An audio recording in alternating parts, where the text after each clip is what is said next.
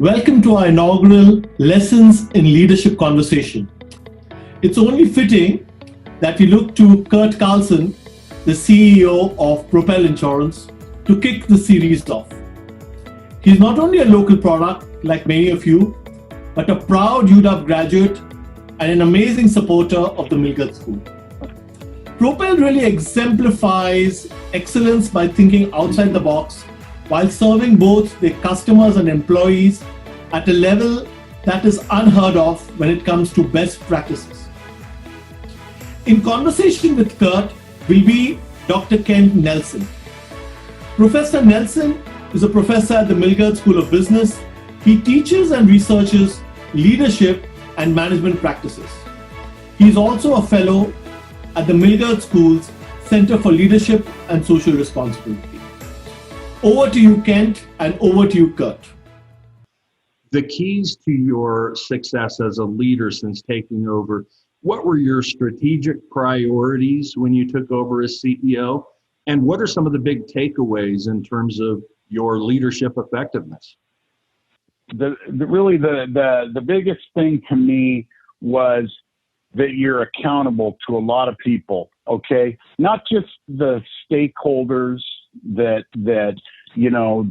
work there, but the equity owners that work there. Because when you're in a business like this, I mean, you have commitments, and those commitments include putting your signature on pieces of paper that say that, your house and your other assets are at risk.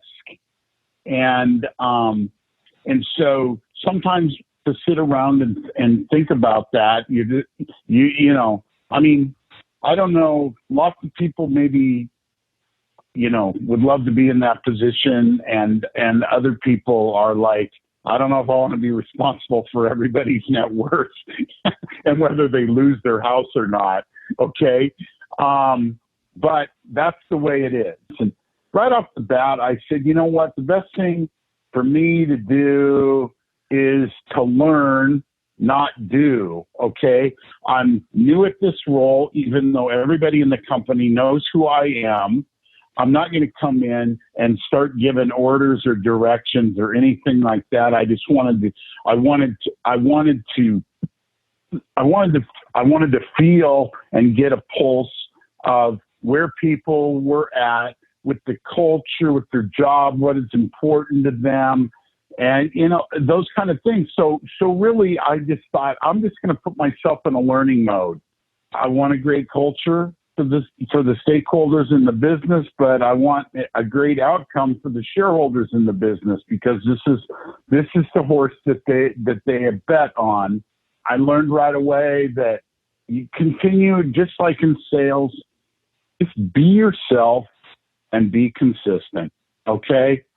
Nobody wants wishy-washy people that change their minds all the time. People that, just seem like they're winging it every single day. But so just literally shut up and listen and then get it figured out what you think long term is going to work for the most people. But you mentioned culture there, and I want to follow up on your thoughts about culture.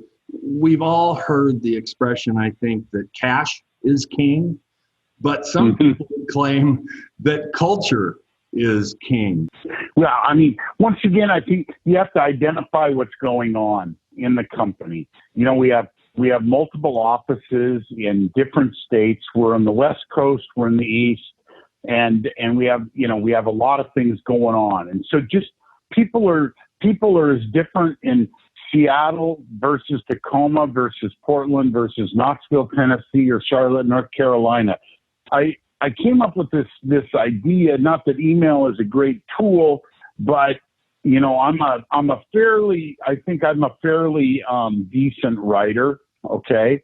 And I came up with these things called happenings, and I send them out, and I'll make jokes about them. During the pandemic, I've had, mask happenings, and murder hornet happenings. I'll write about that, and then I'll write about the bigger things like, hey, I know what's going on. I know how terrible the market is right now. I know we're not the most popular industry in the whole world, but this is what I think we have to do. So I'll get my message out, but I think people read that stuff and they're like, oh, okay, he really does know what's going on.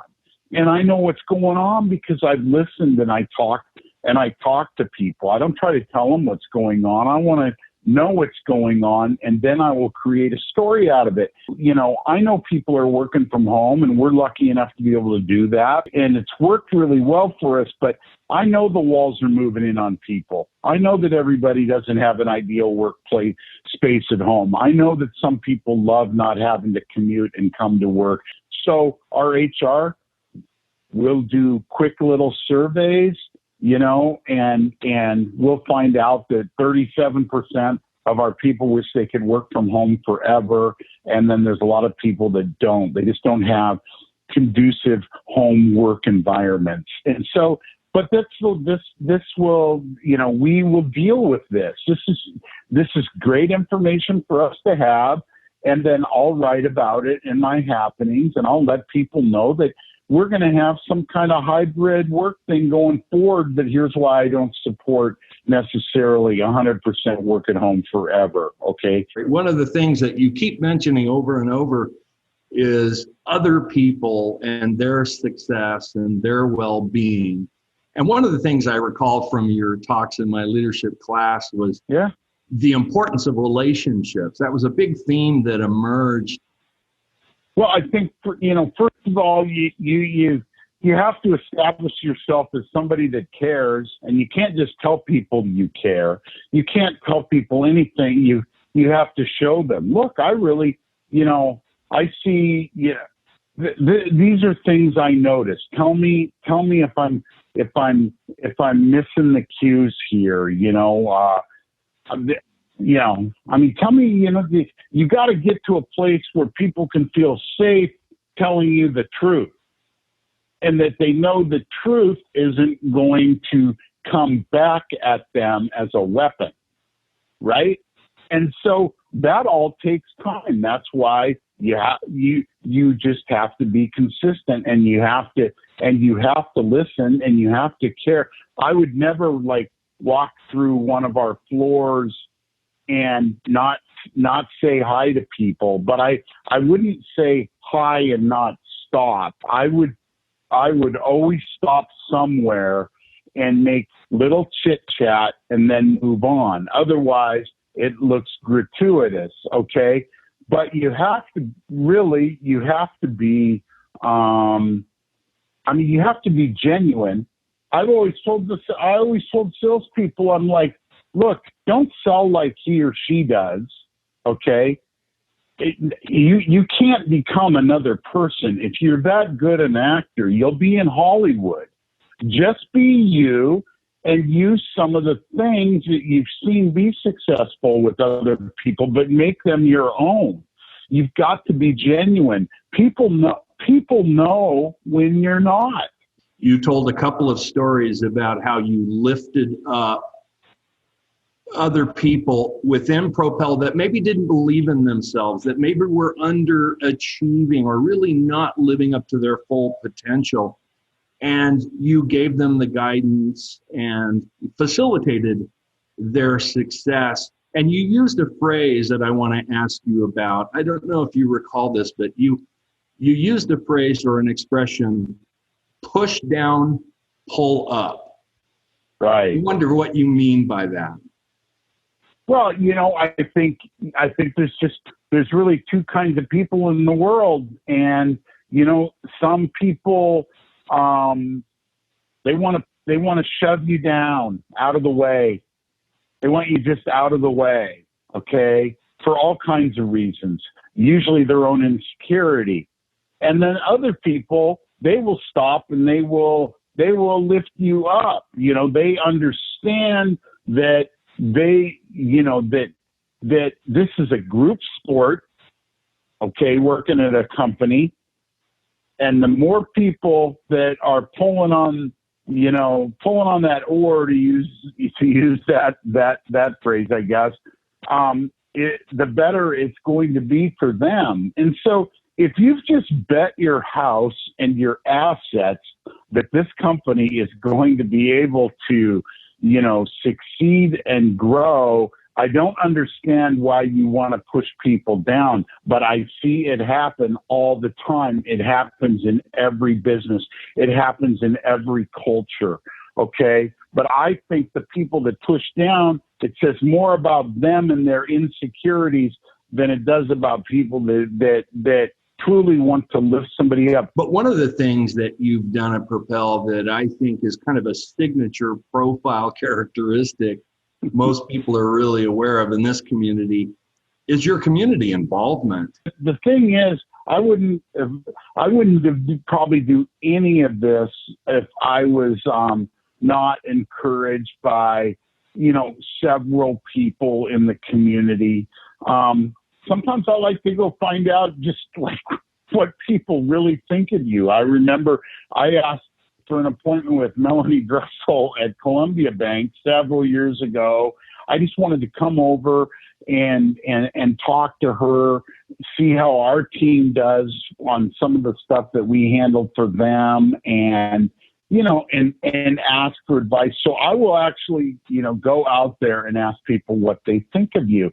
And then that introduces you to other people, and they'll tell you, Kurt, I think you're off the rails on this one. I think you should participate here or participate there. And I'm like, you can only do so much, right? The worst thing is saying, yes, I'll do something, and then not having the time or the desire to really do it. And I think that's the worst place you can find yourself in. And of course, I found myself in that place before, so I feel like I know what I'm talking about. But it's just, it's just important. You're part of a business, and so people from the outside maybe see that business as a bigger thing than you see it, because you're in it every single day, right? And and so they think that you'll be good at other things, and sometimes you are, and sometimes you aren't. But my feeling is, don't do anything if you're not going to be an actual participator. Okay, otherwise it's messy. And, one of the things that I've heard said about Propel, under your leadership in particular, mm-hmm. the phrase is, we're big but small. Mm-hmm. And I wonder if you could just talk about what that means, big but small. Some people think, just the bigger is better. And our deal is, at Propel, it's like, best is better. So what are we doing to be the best?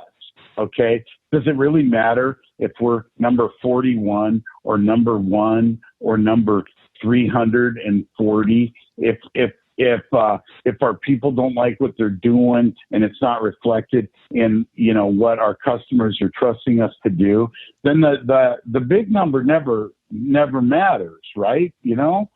So it's like, look, let's just work on being the best.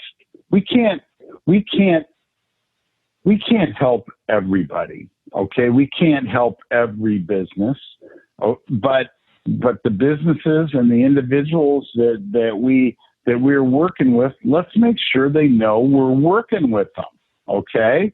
Let's do something cool. Another thing that I've heard about Propel, and I think this may have come from you, actually, you may have said this in my class, or I may have heard you said it, that in essence, at Propel, we're educators and facilitators. I said, I told people that, I'm not an insurance salesperson. Okay. I am an educator. Okay. I am a person that is going to teach you enough about insurance that you're going to actually be able to make the decisions of where you want your money to go and what is smart to buy. Okay. That's not my problem. That's your problem, but I want to teach you that. And so that seemed to be something that people grabbed onto. Educator, they'd laugh like what, you're a teacher? I said, well, I know a lot about insurance. I've worked in a commercial insurance company. I know a lot. Okay.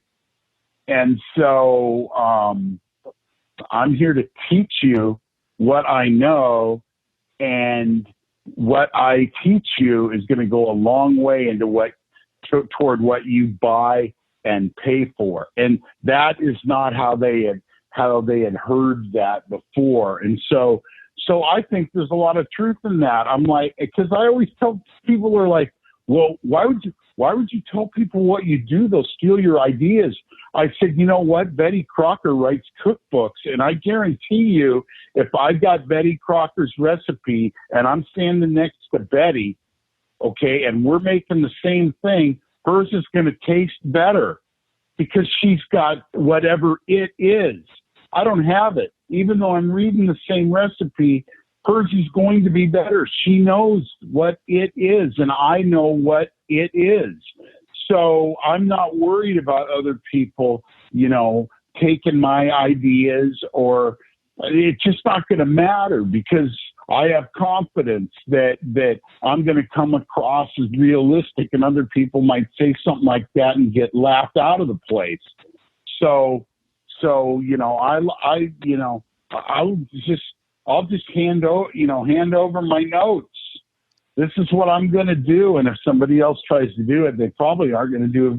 They're going to have, it's going to be different. And I'm betting that mine is going to be better. So that's how I look at that. That's how I look at that kind of. One final question for you here, Yeah. and we'll let you go. I just wondered, you've given us lots of things to think about and some great suggestions and advice, really, but I wonder what advice you'd give to aspiring leaders and people that are building their careers. What are some of the big takeaways for you from your experience that you'd pass on to other people for leadership and career development? I would say trust yourself, for sure. Trust yourself, but don't be so bullheaded that you can't alter your way of doing things. Don't be so tied in that we have all the answers, because those answers change every single year as you get older and have more experience and meet more people. And I'd say don't focus on things like, I want to be the CEO someday. I think if you spend all your time thinking about being the CEO, you're going to ignore all that kind of thing gets really gifted to you, okay, based on how well you're able to get along with people and listen and make informed decisions that aren't wishy-washy. So you just have to believe in what you're doing, but you can't be so rigid that you can't change or alter your view of the world a little bit. None of us have the perfect view, but if we're stuck to it, we might be stuck for a long time, and that's too bad. And don't think about the big job, the big title. It's just a title, okay? It might not even be something that you want, okay? You might want the title and not the job. Just think about what you like to do, how you're going to make other people's time, with you pleasant and maybe even productive for them, and just move on. Well, I'll tell you one thing, Kurt. One thing I have always enjoyed is listening to you talk and sharing your thoughts and your input and your lessons learned and your advice. This has been a very enjoyable time for me. Once again, I want to thank you for your Yep. precious time. I appreciate it. Yep, I love the Huskies, and go Dogs. Go Dogs. Yes.